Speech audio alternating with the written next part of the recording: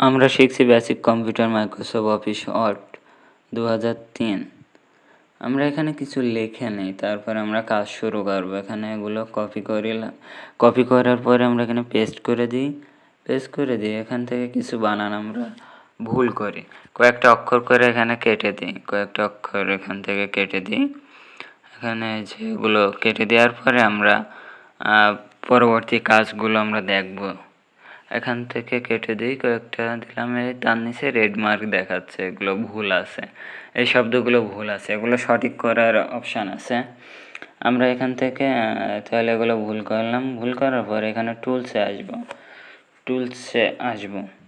এটা এখান থেকে ক্লোজ করে দিই, এখানে এসে ক্লোজ করে দিই। এখানে আবারও টুলসে আসবো। আমরা এই লেখাগুলো লিখলাম, লেখার পর আমরা এখানে আবারও টুলসে আসবো।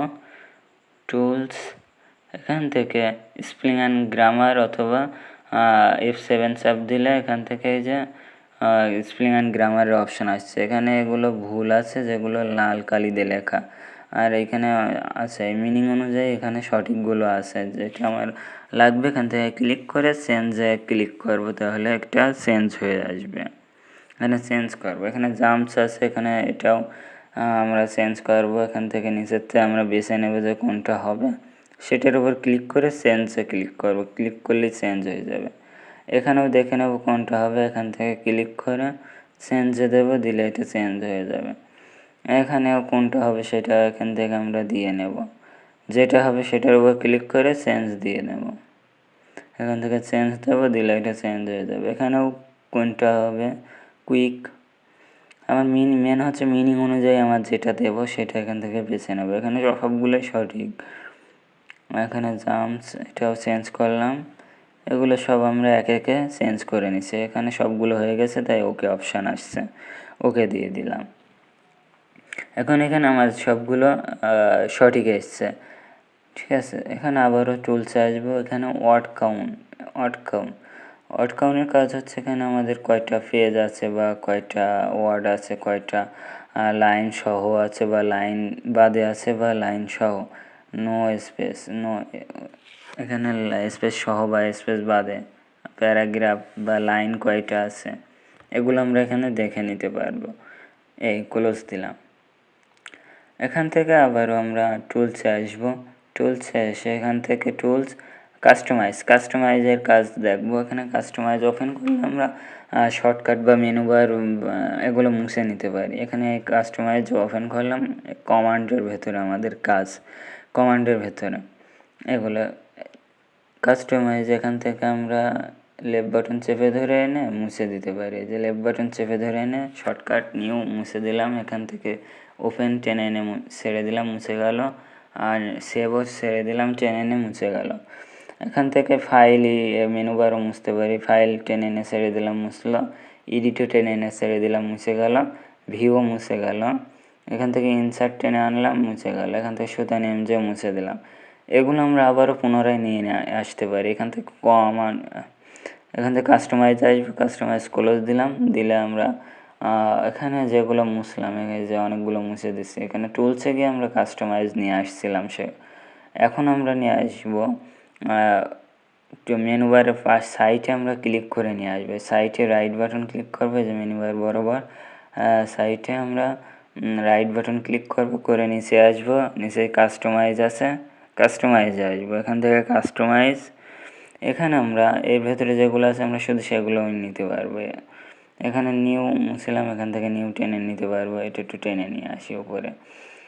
এখানে আমরা নিউ, এই যে লেফট বাটন চেপে ধরবো, ধরে টেনে নিয়ে গেলে চলে যাবে। ওখানে লেফট বাটন চেপে এগুলোই আমরা নিতে পারবো। এখান থেকে এই যে টেনে এনে ছেড়ে দিলাম, নিউ। এই যে সিরিয়াল মেনটেন করে রাখবেন, ওপেন ছেড়ে দেবো, ওখানে সাইজ হয়ে যাবে। আবার এখান থেকে সেভ অপশানটা ওখানে টেনে নিয়ে রেখে দেবো, তাহলে এটা সাইজ হয়ে গেছে। এখান থেকে আমরা ফাইল এডিট এগুলো নিতে পারছি না, কারণ এই পাশে যেগুলো থাকবে সেগুলোই নিতে পারবো। তাহলে আমরা এগুলো ডান সাইডে নেব কীভাবে, এখান থেকে নিচে আসবো। নিচে এসে বুট ইন মেনু বলে অপশান আছে, এটাই আসবো। আসার পরে এই যে ডান পাশে ফাইল এডিট ভিউ সব চলে আসছে। এখান থেকে যেটা আমার প্রয়োজন লেফট বাটন চেপে ধরে টেনে নিয়ে যাব। এখান থেকে এডিট নিলাম, ভিউ নেব, এখান থেকে ভিউ এখান থেকে লেফট বাটন চেপে ধরে টেনে আমরা সিরিয়াল মেনটেন করে এখানে রেখে দেব। এখান থেকে যেগুলো আমরা আউট করেছি সেগুলো সিরিয়াল মেনটেন করে রাখার পরে আমরা এখানে সুতা নেমছে না, ওটা আমরা ফন্টের ভেতর পাবো, কারণ এটা হচ্ছে ফন্ট, একটা বাংলা ভাষার ফন্ট। এখান থেকে ফন্ট আছে, ফন্টসে এসে আমরা খুঁজে নেব, ফন্টসে ক্লিক করব, ক্লিক করার পর ডান সাইডে আসবে, এখান থেকে খুঁজে নেব সুতানি এমজে লেখা, প্রথমে ইয়েস, এভাবে টেনে আমরা নিচে আসি, সুতানি এমজে, এটা আমরা এখান থেকে বের করে নেব। এই যে সুতানি এমজে, এখানে ক্লিক করব, ক্লিক করে টেনে নিয়ে আসলাম সুতানি এমজে। সবগুলোই আমরা তাহলে মোটামুটি নিয়ে আসছি এখানে। এটা ক্লোজ করলাম। তাহলে এখান থেকে আমরা যেগুলো আমরা আউট করছিলাম, ফাইল, এডিট, ভিউ, এগুলো সব পুনরায় আবার সিরিয়াল মেনটেন করে এখানে রাখছি। আর নিচের থেকে যেগুলো শর্টকাট মুছছিলাম ওগুলো। এখানে আমরা অপশান বলে একটা আছে, বক্স আছে, এখানে যাব, টেক্সট বাউন্ডারি টিক আছে আগে লেখার আগে, এটা আউট করে ওকে দিলে মার্জিন উঠে যাবে, লেখার সাইডে যে বর্ডার বা মার্জিন সেটা আউট হয়ে যাবে, যেটা শো করছিল ওটা আবার নিয়ে আসতে পারি। সেক্ষেত্রে আবারও টুলসে আসবো, টুলসে এসে আমাদের এখান থেকে অপশানে আসবো, অপশানে এসে নিচে আসবো, টেক্সট বাউন্ডারি, এখানে টিক দেব, দিয়ে ওকে দিলে আবারও আমাদের হচ্ছে সাইডে মার্জিন চলে আসবে। এভাবে আমরা মার্জিন নিয়ে নিতে পারবো। কিন্তু প্রিন্টের সময় মার্জিন কিন্তু শো করে না, শুধু লেখার সময় আমাদের এটা শো করে, প্রিন্টের পরেও কিন্তু পেপারে মার্জিন পাওয়া যায় না। সেক্ষেত্রে এখানে শুধু শো করার জন্য আমরা মার্জিনটা ওখান থেকে নিয়ে আসতে পারি আমার প্রয়োজন অনুযায়ী। অনেক সময় মার্জিন না নিলেও ভালো হয়, সেক্ষেত্রে টেবিল যখন তৈরি হয় তখন একটু ঝামেলা হয় মার্জিন নিলে, সেক্ষেত্রে আউট করেও রাখতে পারি।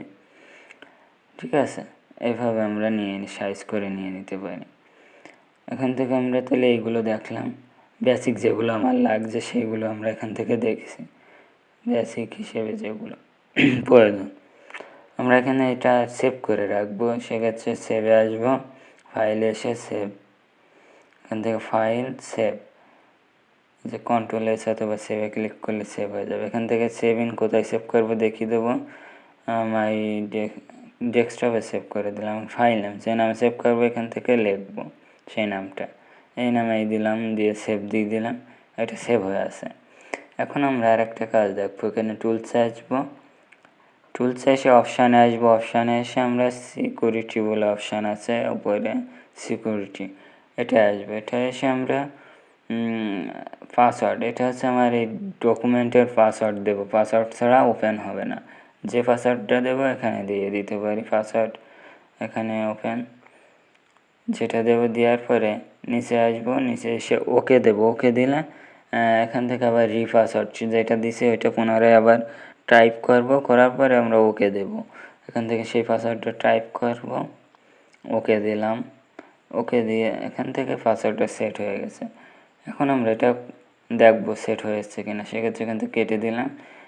তার আগে আমাদের সেভ দেওয়ার কথা, কিন্তু সেভ দিইনি বলে এখান থেকে অটো সেভ অপশান আসছে বলে ইয়েস দিয়ে দিলাম সেভ দিয়ে। এখন আমরা দেখবো ওটা ওপেন করতে গেলে কি আমাদের পাসওয়ার্ড চাচ্ছে কিনা। আমরা এই যে ডেস্কটপে সেভ করছিলাম, এই যে এটাই ক্লিক করব, ওপেন দেব, এই যে ওপেন দিচ্ছে, আর এখানে পাসওয়ার্ড চাচ্ছে আমাদের, এখানে পাসওয়ার্ড না দিলে এখানে ওপেন হবে না এটা।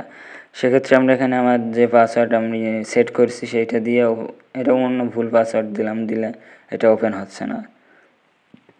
আমরা পুনরায় আবারও চেষ্টা করব, এখান থেকে এবারে পাসওয়ার্ড সঠিক করে দিচ্ছি, দেওয়ার পর ওপেন করলাম, এবারে ওপেন হয়েছে। এটাই হচ্ছে সিকিউরিটি। আমরা ডকুমেন্ট কোনো সংরক্ষণ করে রাখলে এইভাবে পাসওয়ার্ড দিয়ে আমরা রাখতে পারি, অথবা পাসওয়ার্ড আউট করবো, সেক্ষেত্রে আবারও অপশান আসবো, সিকিউরিটি আসবো, এখান থেকে পাসওয়ার্ড সেট করা যেটা সেটা ব্যাক স্পেসে মুছে দেবো, দেওয়ার পরে ওকে দেবো। আর সর্বশেষ আমরা যেটা করবো সেটা হচ্ছে এটা কেটে দেওয়ার আগে দেওয়ার সময় আমরা সেভ দেবো, এই যে সেভ চাচ্ছে, ইয়েস দিলাম, সেভ দিয়ে দিলাম। এবারে যদি আমরা এটা ওপেন করি, রাইট বাটন ক্লিক করে অথবা লেফট বাটন ডবল ক্লিক করলে এই যে ওপেন, সরাসরি ওপেন হয়ে গেছে, আর আমাদের পাসওয়ার্ড চাচ্ছে না। এভাবে আমরা পাসওয়ার্ড সেট করে দিতে পারি, অথবা পাসওয়ার্ড থেকে আমরা রিমুভ করে নিতে পারি। তাহলে আমরা এখান থেকে পাসওয়ার্ড সেটটা দেখলাম।